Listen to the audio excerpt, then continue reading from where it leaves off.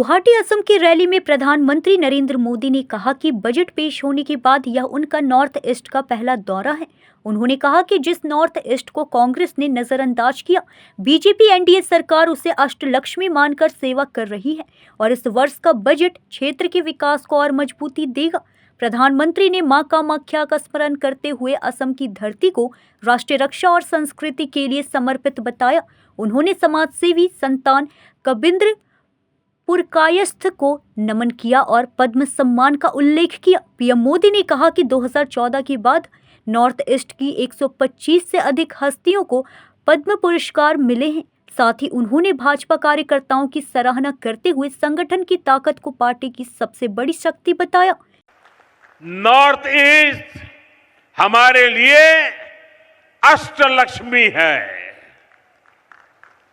इस वर्ष का बजट अष्टलक्ष्मी के लिए बीजेपी एनडीए के विजन को और मजबूती देने वाला है।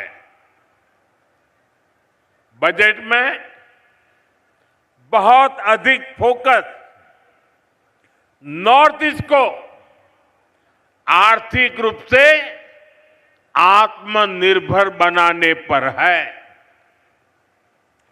इस साल असम को टैक्स की हिस्सेदारी के रूप में लगभग 50,000 करोड़ रुपए मिलने वाले हैं।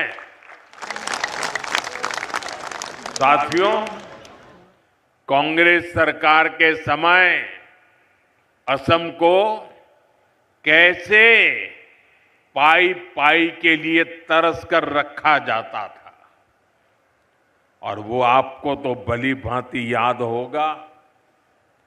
कांग्रेस के समय असम को टैक्स के हिस्से के रूप में सिर्फ 10,000 करोड़ रुपया मिलते थे। अब भाजपा सरकार में असम को कांग्रेस सरकार के मुकाबले 5 गुना ज्यादा रुपये मिल रहे हैं। अगर मैं पिछले 11 वर्ष की बात करूं तो असम को तमाम विकास परियोजनाओं के लिए केंद्र सरकार से 5.5 लाख करोड़ रुपए से अधिक मिले हैं। ये आंकड़ा आपको याद रहेगा? मैं जो आंकड़ा बोल रहा हूं याद रहेगा आपको?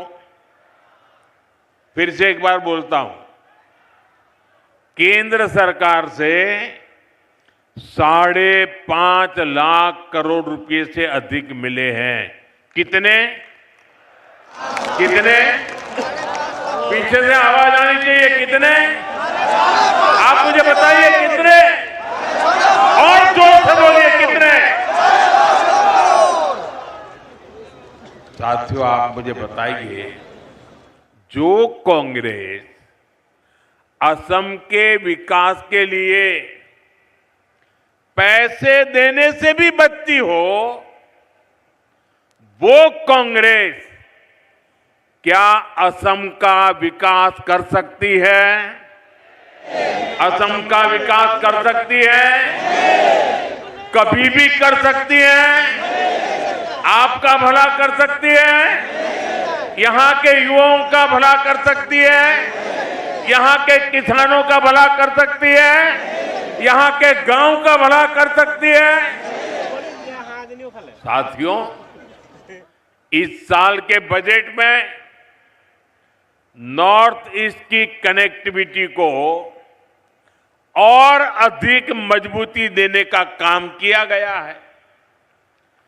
कनेक्टिविटी बढ़ती है तो रोजगार के अवसर भी बढ़ते हैं।